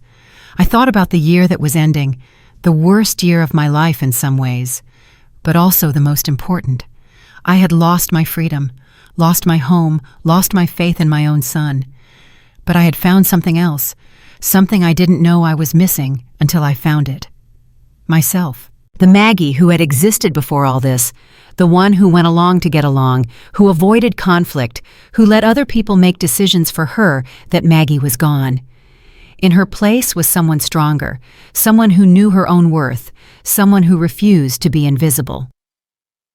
At midnight, I raised a glass of champagne to the empty sky. "Happy New Year, Frank," I said. I made it. Somewhere I like to think he was smiling. January brought cold weather and new challenges. Dr. Lawrence was arrested along with 3 other people connected to his scheme. The investigation had expanded beyond Illinois, reaching into Indiana and Wisconsin. Dozens of families were coming forward with similar stories. Elderly parents declared incompetent based on fraudulent assessments, homes and savings stolen, lives upended. Robert called to tell me the news. "You started this," he said. "Your case broke it open. Because of you, people who had given up hope are fighting back." "I didn't do it alone." "No, but you did it first. That matters." I thought about all the people I'd never meet, the ones sitting in facilities like Meadowview, wondering if anyone would ever come for them, the ones who had lost everything and didn't know there was a way to get it back. "Can we do more?" I asked. "What do you mean, the Sullivan Freedom Fund? Can we expand it, help more people?" "We can do whatever you want. You have the resources." "Then let's do it. Let's help as many people as we can." Over the next few months, the fund grew.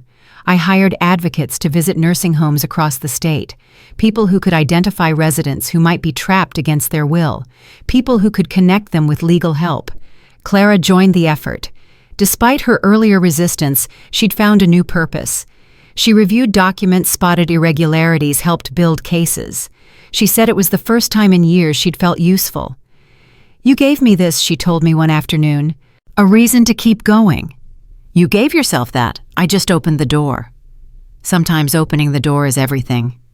Dot moved into her new apartment and started volunteering at a local community center, teaching card games to seniors, organizing outings, creating the kind of community she'd lost when her daughter abandoned her. "I'm busier now than I was when I had a job," she told me. "Is that a complaint? It's a celebration."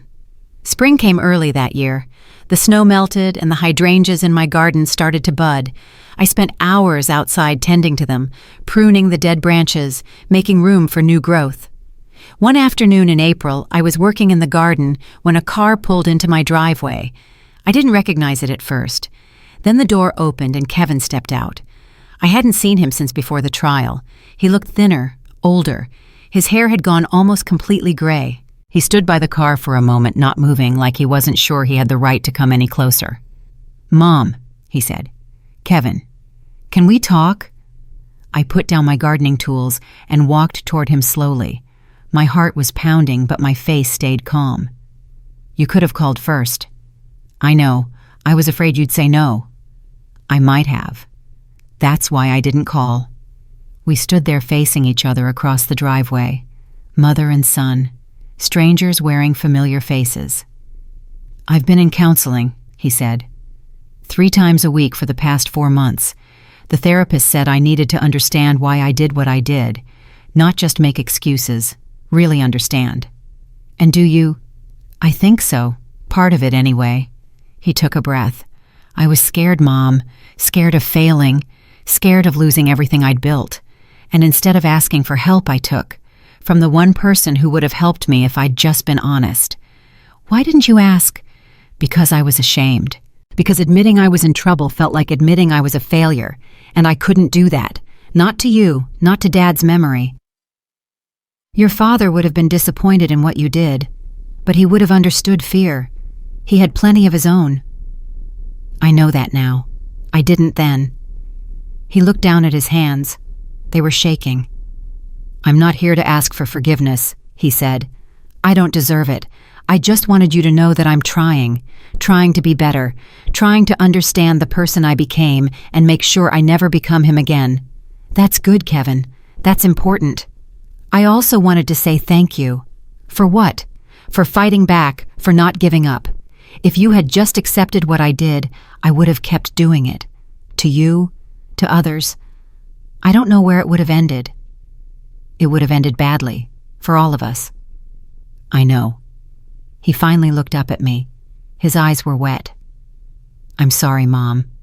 I know that doesn't fix anything, but I need you to know that I am, truly, deeply, sorry."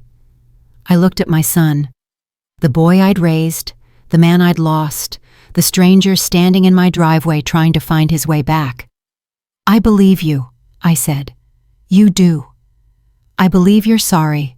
I believe you're trying. But believing you and forgiving you are 2 different things. I'm not there yet.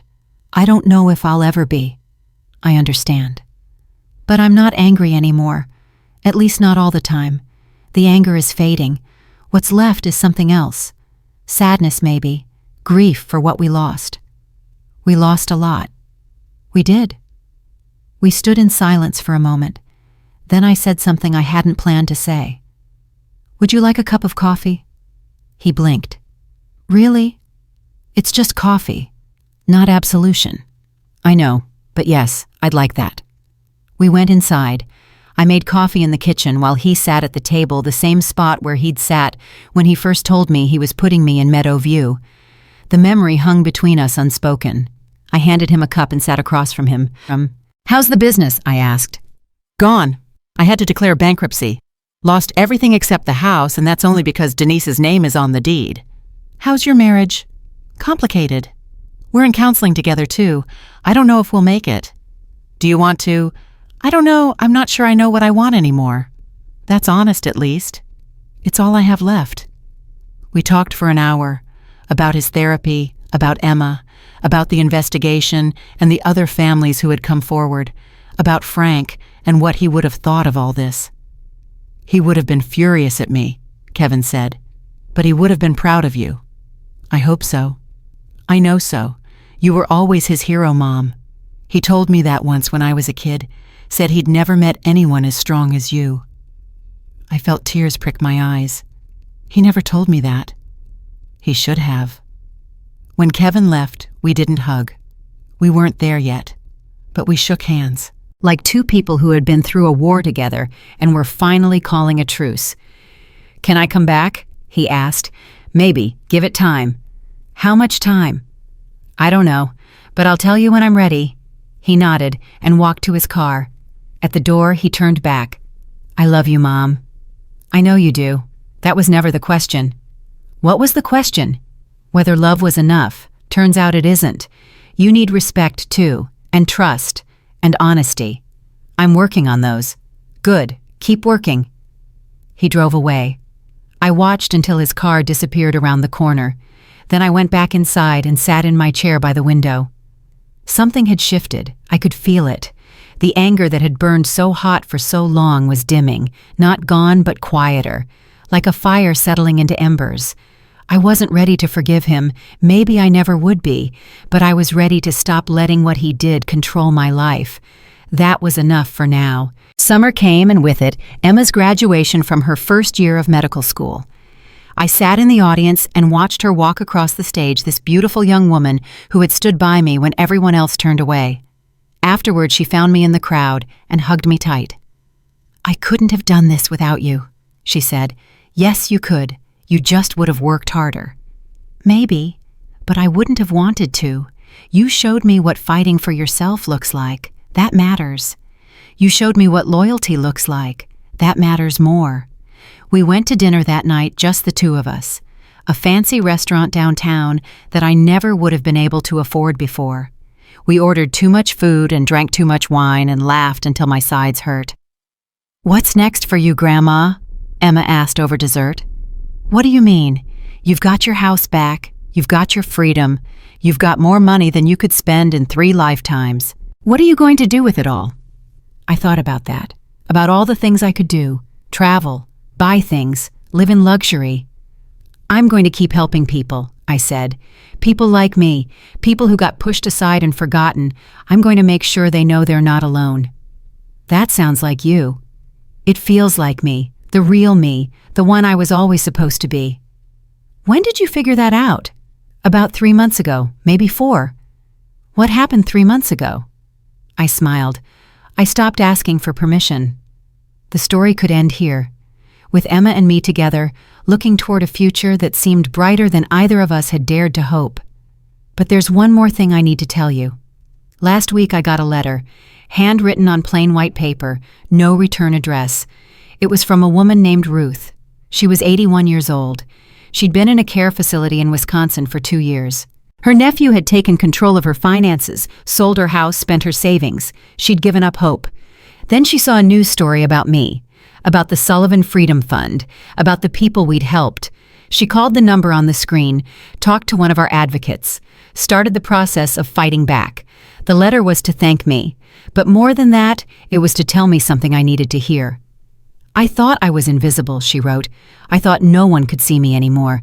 But you proved that wasn't true. You proved that even when the world forgets us, we don't have to forget ourselves." I read that letter 3 times. Then I put it in the drawer with all the others, dozens of them now, from people all over the country, people who had heard my story and found the courage to write their own. That's why I'm telling you this, not because I won $62 million, not because I beat my son in court, not because I got my house back. I'm telling you this because someone out there needs to hear it. Maybe it's you. Maybe you're sitting in a room that isn't yours, surrounded by people who treat you like you don't matter. Maybe someone took your keys, your phone, your name. Maybe you've started to believe them when they say you're too old, too confused, too much trouble. You're not. You're not a burden. You're not a problem to be solved. You're not a coat to be hung in a closet and forgotten. You're a person with a history, with a voice, with the right to decide how you live your life. No one gets to take that away from you. Not your children, not your doctors, not anyone. I was 74 years old when I learned that lesson. I hope you don't wait that long. Fight back, speak up, refuse to be invisible. And if you don't know where to start with this. Tell someone your story. Anyone. A nurse, a neighbor, a stranger on the internet. Just say the words out loud. This is what happened to me. And I'm not going to let it define me. That's what I did, and it changed everything. My name is Margaret Sullivan. I was locked in a nursing home against my will. I found a lottery ticket in my coat pocket. I won $62 million. But the money isn't what saved me. What saved me was deciding finally, after 74 years, that my life was worth fighting for. Yours is too. If this story touched you, share it. Send it to someone who needs to hear it. Leave a comment telling me where you're watching from. Tell me your story, and remember, no matter how old you are, no matter what they've taken from you, no matter how invisible they've made you feel, you still have power. Use it. I am Margaret Sullivan, and I am finally free.